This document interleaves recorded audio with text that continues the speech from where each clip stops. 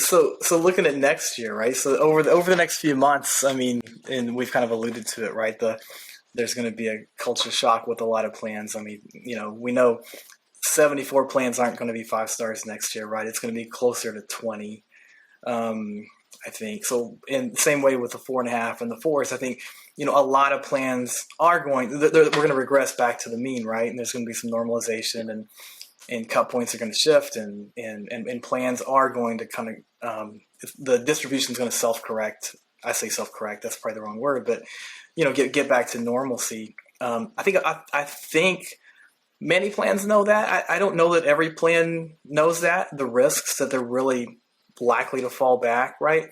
So as we look at the 23 stars, which, we're kind of wrapping up the calendar year, but we still have the CAHPS survey and the HEDIS chase. And, let's focus on CAHPS for a second. So what can these plans be doing? Let's get really, topical and tactical for the listeners. What can they be doing over the next few months to impact the CAHPS survey in March that's going to shift to a weight of 4 for 8 measures, and it's going to count a third of their 23 stars all by itself. So, Dan, maybe start with you this time. What are your thoughts on that? I really wanted to defer to David because I view him as the CAHPS guru here. But what I would say is, you have to have a strategy that really drives meaningful engagement.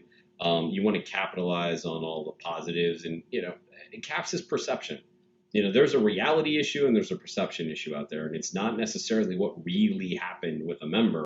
It's how they feel about it, and whether or not that scenario, that encounter, that appointment they were trying to schedule, that service they had on the phone, whatever, if it met their expectations. So, we always do things, or traditionally have done things like, some type of a New Year campaign, some type of engagement. There's a statistic it's always stuck with me, anecdotal, but the one of the largest drivers of dissatisfaction for a member is that inability to understand their benefits or to navigate their benefits. So especially as you're cranking into a new year, with all the things that plans are doing, around like SSBCI and stuff, introducing new supplemental benefits, adding in flex cards so they can move money around between benefits. These things are just complicating the experience for a member in terms of understanding how to navigate their healthcare. You got to do proactive things to engage them, educate them, make sure that they're having a good experience, thinking proactively about what changes did you do with your formulary, and are the members aware of that? Has it been explained well so they don't walk into a pharmacy on January 1st and get a shock when they try to pick up a maintenance drug or whatever. Just it's anticipating how everything that you're doing is going to impact the member, and proactively working to create the best possible experience to proactively navigate that. And I would add to that, focus, 2 factors. One is preventing the negative experience, and Dan focused on, negative pharmacy benefit changes. But what about a negative change where you removed a large medical group from your plan?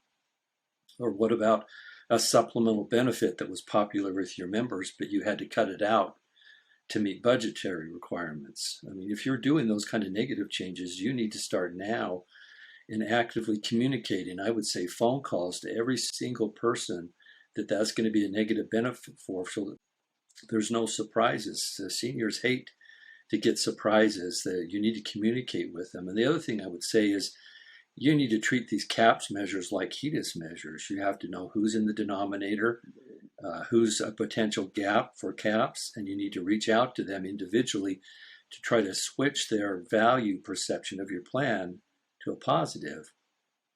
That's easier said than done.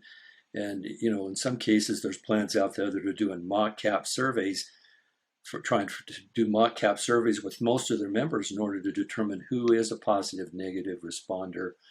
There is the ability for you to go out there and work with a number of vendors who can help you predict how members will respond to CAHPS surveys, and then use that as your targeted group to close gaps in care related to CAHPS.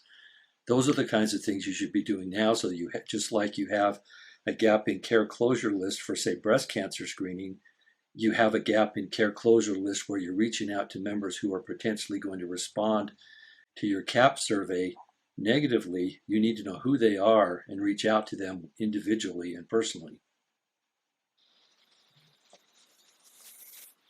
Those are great.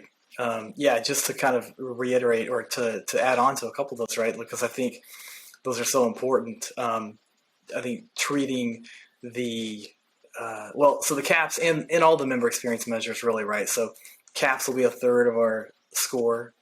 Member experience, when you tack on disenrollment and complaints and call center and appeals, 60%, right? For the average plan, 60% of stars will be member experience, and we don't have denominators for those, right? So I think those are such great ideas, like creating denominators using predictive analytics, and preventing those negative surprises. In my experience, those are two of the biggest things we'll do.